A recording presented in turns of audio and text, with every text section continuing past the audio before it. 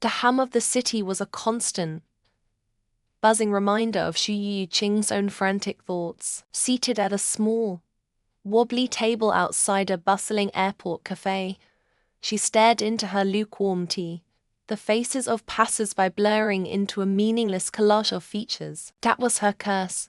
Prosopagnosia, face blindness. To her, every stranger was a blank slate, identifiable only by a distinctive scar, a peculiar hairstyle, or the uniform they wore. And today, a uniform was all that mattered.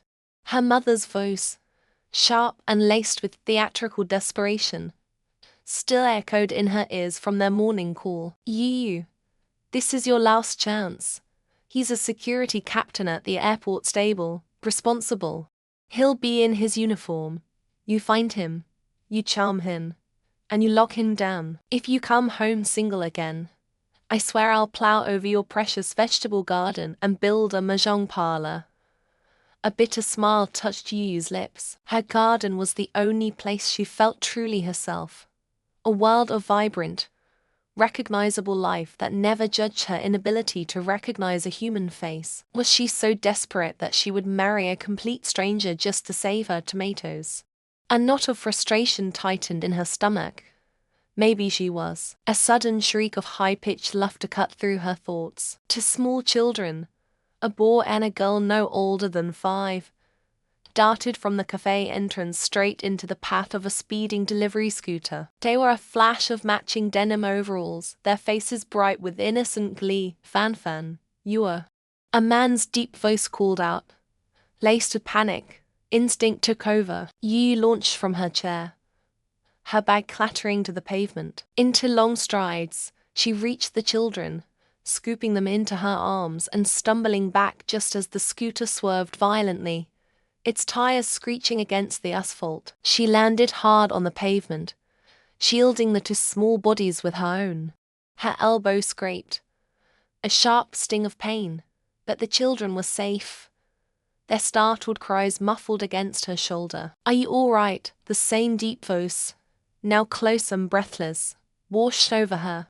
Yu looked up. A tall, imposing figure stood over them, casting a long shadow. Her eyes couldn't focus on his face, the angles of his jaw, the shape of his eyes were just abstract lines to her. But she saw his uniform clearly. It was a crisp, dark navy ensemble, impeccably tailored, with polished silver buttons and an emblem on the shoulder. It wasn't the standard, baggy security guard outfit she'd envisioned, but it was undeniably a uniform. Security captain. Her mother had said. This had to be him. He knelt, his concerned gaze sweeping over the children. The air in the rented car was thick with anticipation. In the back seat, 6-year-old Mu Anan fidgeted with the ribbons on her dress while her older brother, Mu Jiyoung, stared stoically out the window, his small hands clasped in his lap. Mu Chongfang adjusted the rearview mirror, his gaze catching his children's reflections. Remember the plan, he said, his voice a low, steady command. When we meet Mummy's family, what is Daddy's job? A security guard.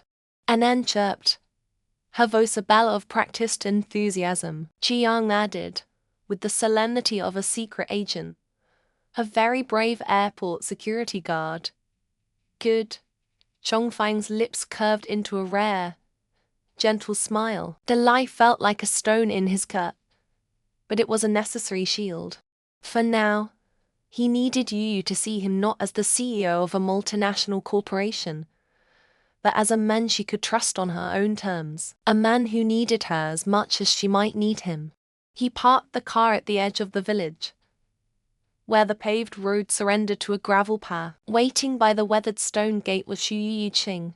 She wore a simple linen dress, her hair tied back with a familiar checkered scarf, the same one she'd worn at the airport. It was his anchor, the visual cue he knew she used to find him in a world of indistinct faces. As he approached, her eyes scanned his clothes, the plain but well-fitting jacket, the simple trousers, and a soft, relieved smile bloomed on her face. She had found him. You're here, she said, her voice a warm whisper against the rural quiet. Before he could answer, the car doors flew open. Annan and Jiyoung scrambled out, their small legs carrying them in a blur of motion. "Mummy!" Annan's cry was pure joy as she launched herself into Yu's arms. Jiyoung followed, more hesitantly, but wrapped his arms firmly around her waist, burying his face in her dress. Yu stumbled back a step, her surprise melting into an embrace that was both fierce and tender. She looked up at Chongfang over their heads, her eyes shining with an emotion so genuine it made his carefully constructed facade feel thin as paper. Their journey to her home was on her family's motorized tricycle. Chongfang, a man accustomed to the silent glide of a chauffeured Maybach, sat wedged between sacks of fertilizer, his long legs bent at an awkward angle. Annan and Jiyoung, however, were in paradise. They sat in the front basket, squealing with delight as the tricycle bumped along the dirt path, wind whipping through their hair. Yu drove, her shoulders relaxed, her laughter mingling with the children's. For a fleeting moment, looking at the back of her head, the simple joy in his children's faces, Chongfang felt a pang of longing for this life, a life unburdened by boardrooms and billions. Yu's family home was a whirlwind of noise, scents and people. The small courtyard buzzed with a dozen relatives who spilled out to greet them. Aunts, uncles, and cousins swarmed forward, their initial curiosity about Yu's flash marriage husband turning to open admiration. Whispers followed him. "So handsome. He carries himself so well. Are you sure he's just a security guard?" Chongfang navigated the introductions with a practiced grace that belied his supposed station. He accepted the flurry of red envelopes with humble bows, his hands steady, his smile disarming. When Yu's great-uncle quizzed him, Chongfang seamlessly recited the names of every relative he'd just met, linking them to their relationship with Yu. "How do you remember everyone so clearly?" the old man asked, impressed. A flicker of panic crossed Yu's face.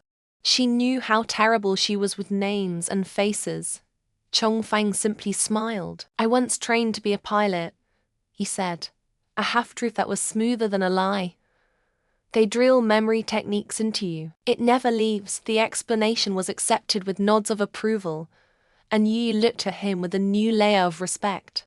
This man, her husband, was more than he seemed. Later that evening, after the last of the relatives had departed and the children were asleep, Yu led him into her small, tidy bedroom. The celebratory warmth of the day had faded, replaced by a quiet solemnity. She gestured for him to sit on the edge of the bed, then retrieved a folded document from her desk drawer. "This is for you," she said, her voice barely above a whisper as she handed him the papers. He unfolded it. A prenuptial agreement. His brow furrowed, not in anger, but in confusion. "You. What is this?" "It's to protect you," she explained, her gaze fixed on the worn floorboards. "My organic farm, it's not doing well. I took out loans, big ones. I'm in a lot of debt." Her shoulders slumped with the weight of her confession. "I don't want my burden to become yours. You have the children to raise. This document ensures my debts remain my own." He stared at the neatly printed clauses, a wave of tenderness washing over him. She was trying to protect him, a man who could buy her farm 100 times over with the loose change in his pocket.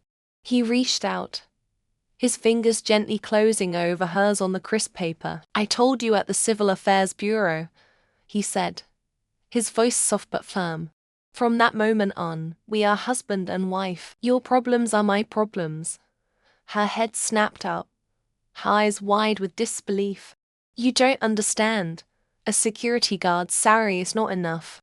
You can't raise 2 children and take on my debt. It's impossible. I won't let you." A calculated calm settled over him.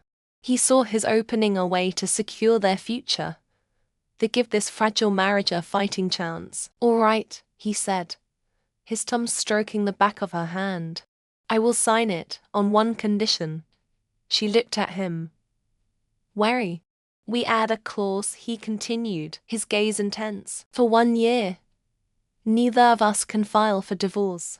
And if we do separate after that, I get full custody of Anan and Jiyoung. Yu's heart stuttered. The demand was possessive, absolute. But looking into his eyes, she didn't see a threat. She saw the fierce, unyielding love of a father terrified of losing his children. It was the same protectiveness she was beginning to feel for them herself. Her own financial struggles seemed insignificant next to the stability of this fledgling family. She was already their mummy. The thought of ever leaving them sent a sharp pang through her chest. Okay, she breathed, a single tear tracing a path down her cheek. I agree.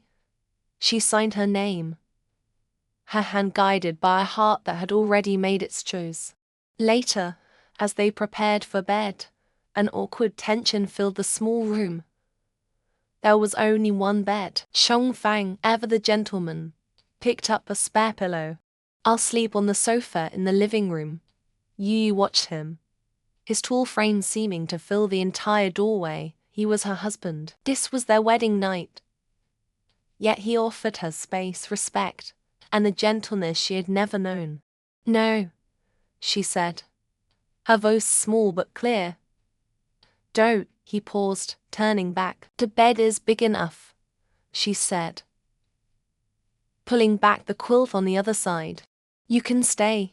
He hesitated for only a moment before nodding. He lay down on his side of the mattress, his back to her, a respectful distance between them. In the quiet darkness, surrounded by the scent of sun-dried linens, a fragile intimacy began to weave itself between them, a silent promise in the shared space of their new, complicated life. The sun warmed Shu Qing's shoulders as she knelt in the rich, dark soul of her farm. A sense of profound satisfaction settled in her heart, as real and grounding as the scent of damp earth and ripe tomatoes. Rows of vibrant green lettuce stood at attention, eggplants gleamed with glossy perfection, and the strawberry patch was a constellation of ruby-red jewels. This was more than a business.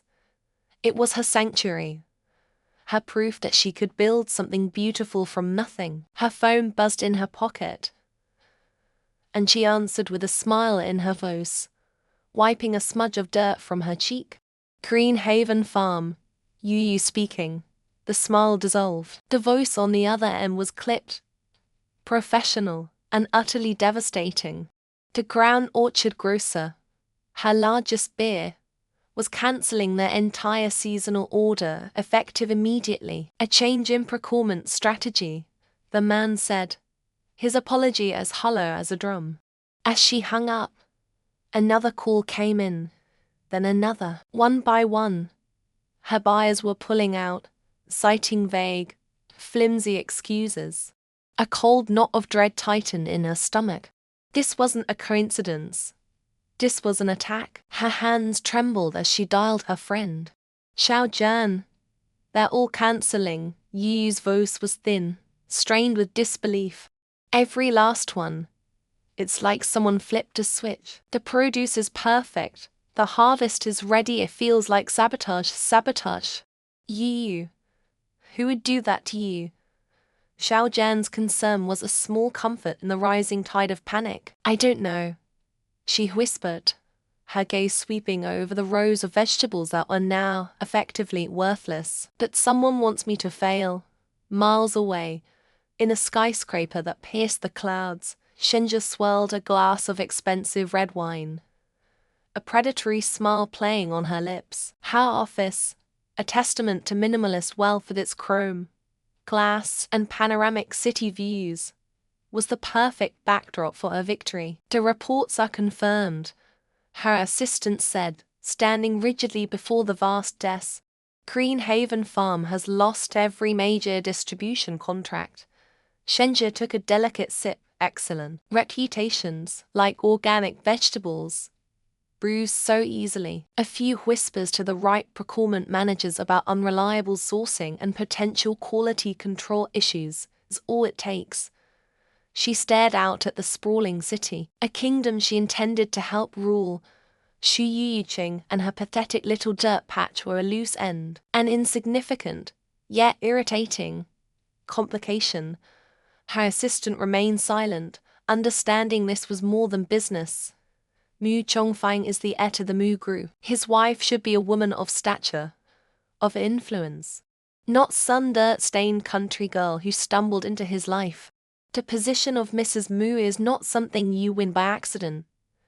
It must be earned. And she declared, her voice dropping to a low, determined whisper, have been working towards it my entire life. Her ruin is simply a necessary first step. Back at the farm, dusk painted the sky in shades of bruised purple and soft orange. Yu sat on the porch steps, head in her hands, the weight of impending financial ruin crushing her. The loans for the irrigation system, the payroll for her part-time helpers, it was all collapsing. When Chongfang arrived, he found her staring blankly at the fields. He sat beside her, his quiet presence a solid anchor in her swirling anxiety. It's over, she murmured, not looking at him. Everything is gone. He didn't offer empty platitudes. He simply listened as she explained the coordinated cancellations. Inside, a cold fury was building in him, a protective instinct so fierce it startled him. He knew exactly who had the power and motive to orchestrate something so vicious. Chenja, it's not over, he said, his voice a low, steady rumble. Sometimes things look darkest right before a change. Trust me. From inside the farmhouse, the sound of happy giggles drifted out. His two children, Bao and Mei, were sitting at the small kitchen table, their faces smeared with red juice as they devoured a bowl of Yu's organic strawberries. They were oblivious to the storm raging outside, their world still safe and sweet. Seeing them, then looking at Yu's desolate face, solidified Chongfang's resolve. He would not let her fail. He would not let Shenja destroy this fragile peace. Later that night, long after Yu and the children were asleep, Chongfang was not in the small room he occupied as a security guard. He was in his real office, a command center of quiet power high in the Mu Group headquarters.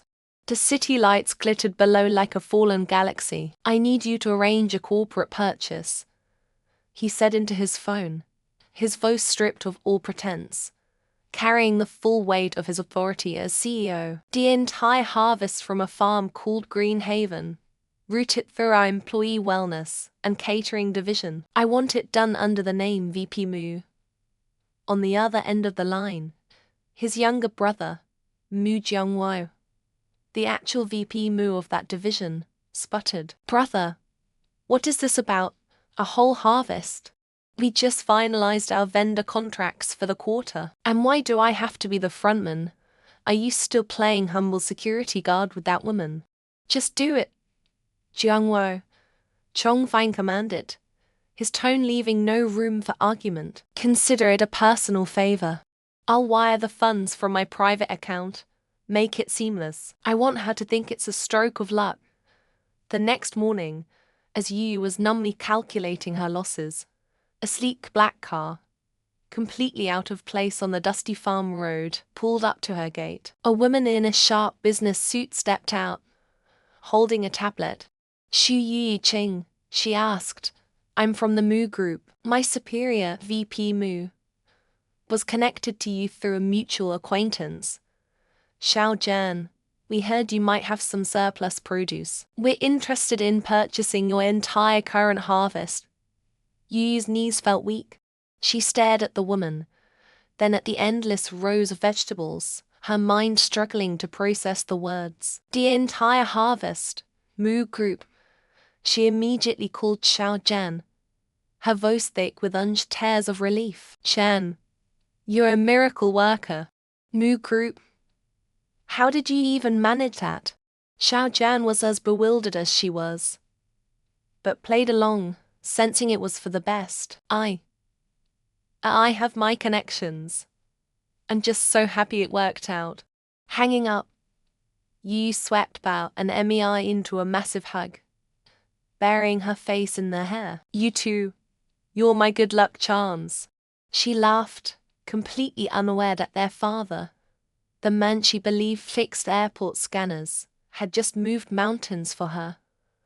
The representative smiled. We'll need you to come to the Moo Group headquarters to finalize the contract, Miss Shu. VP Moo wants to ensure this is a smooth and lasting partnership.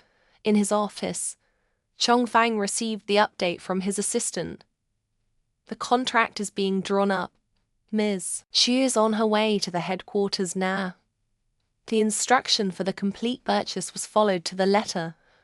A slow smile spread across Mu Chongfang's face. He looked out the window, not at the city, but in the direction of the small farm that had become his haven. Let Shenja play her games. He would build a fortress around you so high, so strong, that no one would ever touch her again, and she would never have to know. The sun-drenched parlor of Mu Manor felt unnaturally cold. Mu Chongfang stood opposite a woman whose presence soured the very air.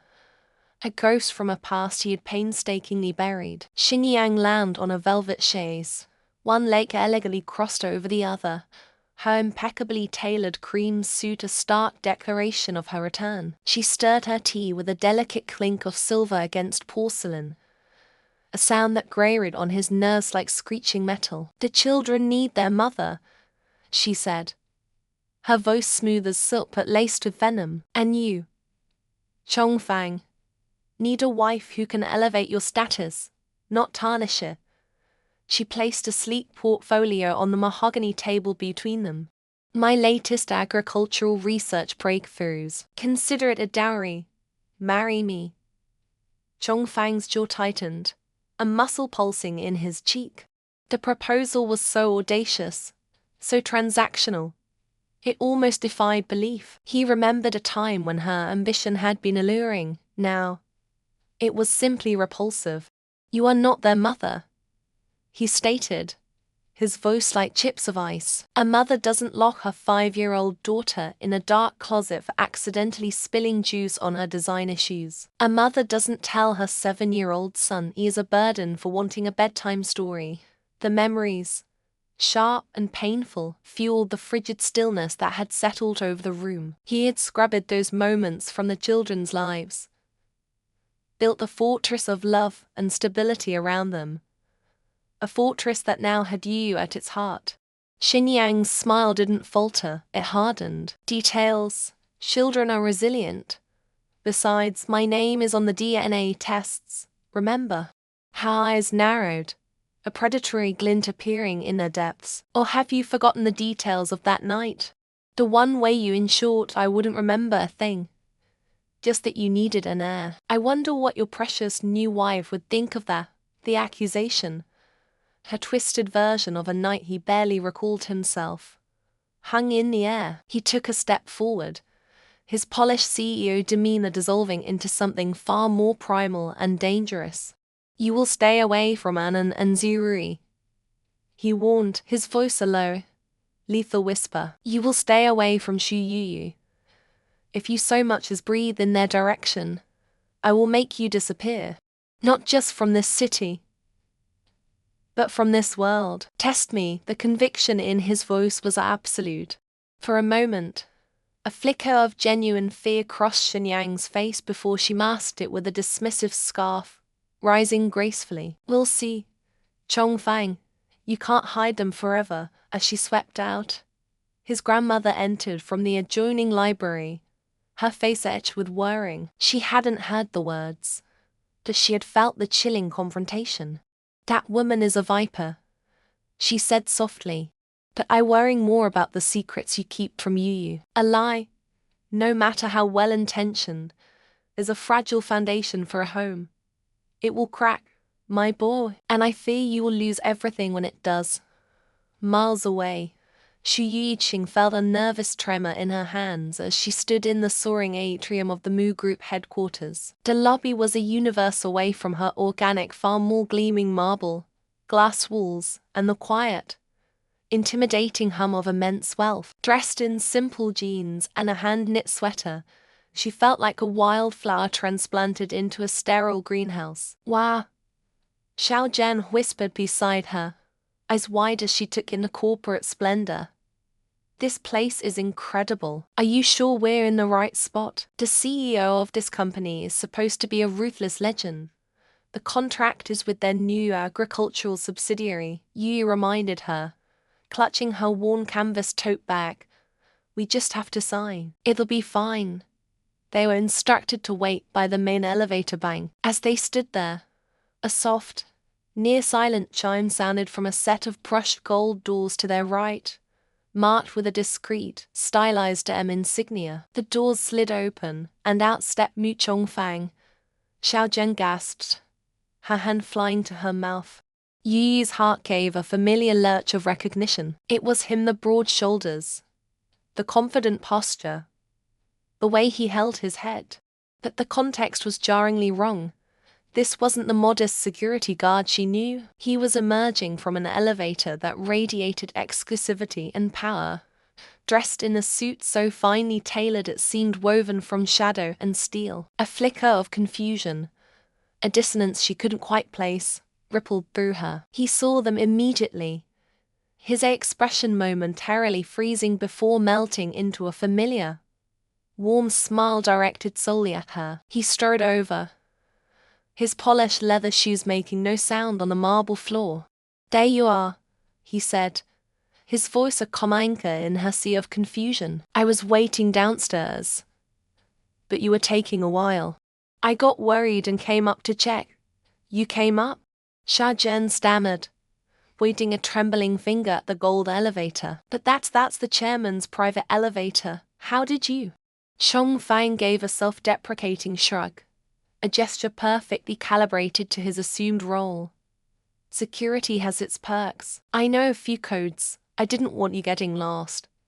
He gently took Yu's hand, his touch instantly grounding her.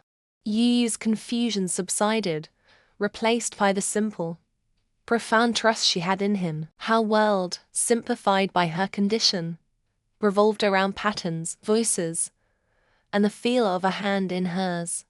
His felt like home. The air in the high-end boutique was a hushed symphony of expensive perfume and soft, classical music.